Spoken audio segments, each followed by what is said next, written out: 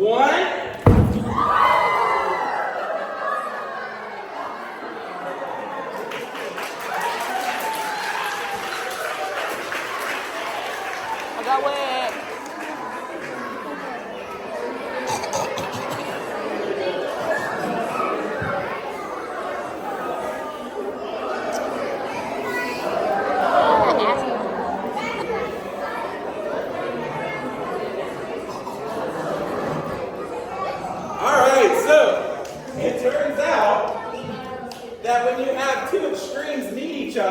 You end up getting something really cool like fog. So that actually makes a lot of sense. It turns out fog is just what happens when all of the moisture in our air bubble, and then the flame happens, leaving no singed hairs behind.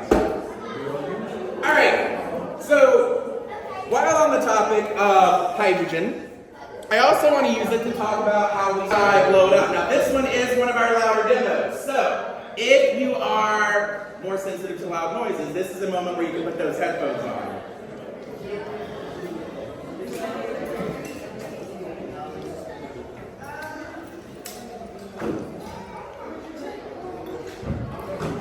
All right. If everyone's ready, let's watch very closely. 3, 2, 1.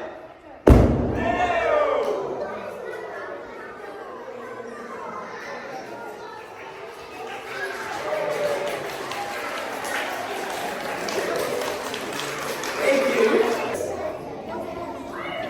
I need a separate fuel source that I'm going to generate from a solid known as calcium carbide.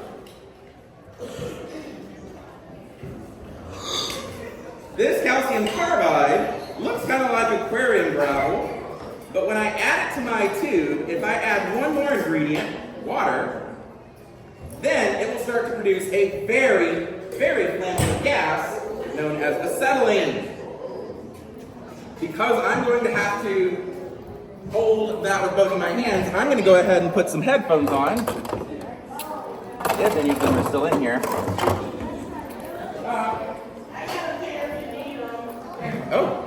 Oh, thank you. All right.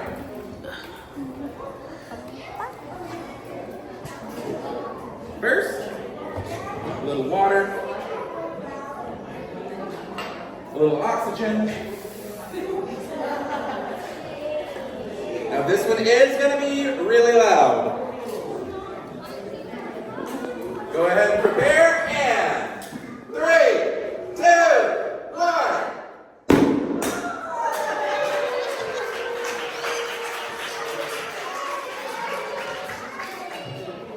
So that allows me to launch something across the room, but we have other ways of getting motion from energy. Usually, we like to use electromagnetic energy these days.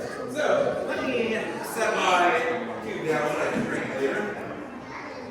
And now I want to talk about Dr. Robert Van de Graaff, who is a professor and alumni there. This device stores up a giant static charge by stealing all the electrons from the top lobe and storing them in this wad. Let's see what that looks like.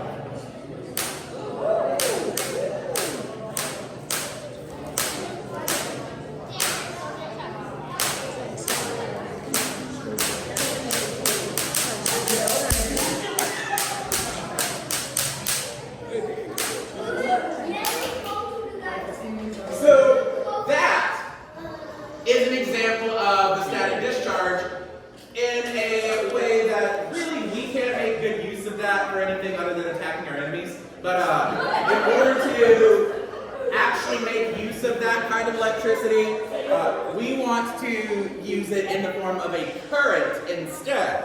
A current would be what happens when it's traveling from one point to another along a path continuously. So we're going to use what's called an alternating current, but originally there were two competing ideas, the other being a direct current, which is where you have the electricity moving one way down a path continuously forever, or until the battery dies. But Nikola Tesla was a big proponent of something called alternating current. This is where you're sending out electric current back and forth over and over several 100,000 times a second. And that is where his device, the Tesla coil, came from. This over here was one of his most famous inventions, and it makes use of a potential that swaps back and forth about 600,000 times a second. Let's take a look. So right now, it doesn't look that spectacular. This is just sending out flickering lightning bolts. The charge is going out and coming back in over and over and over. But it turns out that the reason he was so interested in using this was because he wanted to power the world wirelessly. So I'm going to turn the lights down just a bit. We're going to see a couple examples of what he meant by that. If I take this fluorescent bulb here, if I bring it closer, it starts to power on, but it can be blocked by my hand. So it's not the most efficient way to transfer electricity. Plus, if you had one of these that were big enough to power an entire neighborhood, it would be loud, like really loud. Although, it does let me do some really cool things, like with this special gas-filled light bulb, I'm able to pull some ions out and have them attracted towards the flickering lightning bolts. Of course, the thing that everybody is really interested in seeing is what happens if we actually take this and scale it up to a much larger size, and that's what this behind me is. So that is our giant Tesla coil. It's several 100,000 times more powerful than that little one on the table.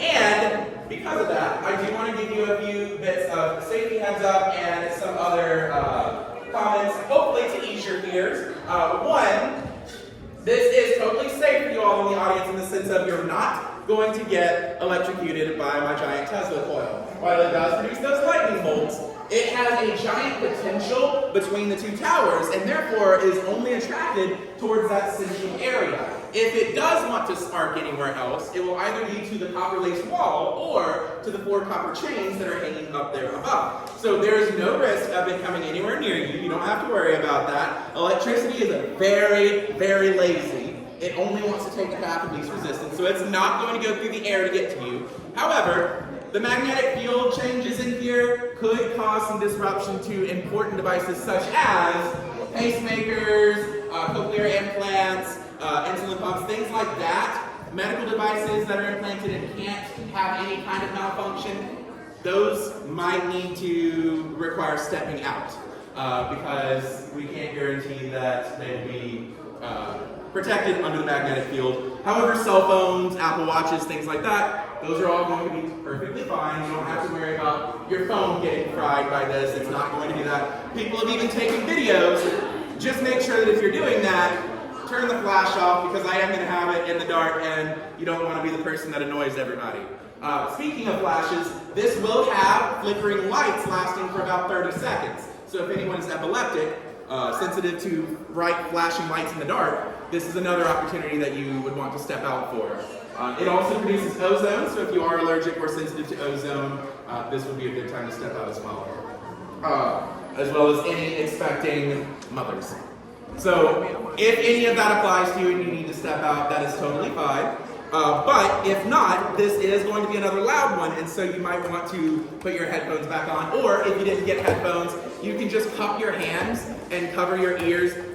You don't want to stick your fingers in your ears because all that does is hurt your ears. Alright, so I'm going to go plug our device in.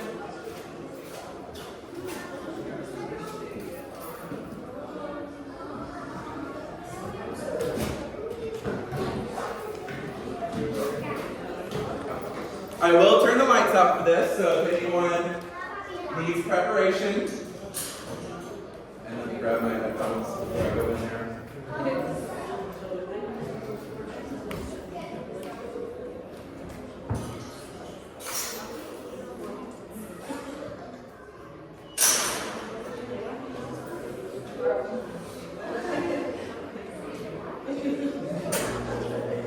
All right. If you haven't already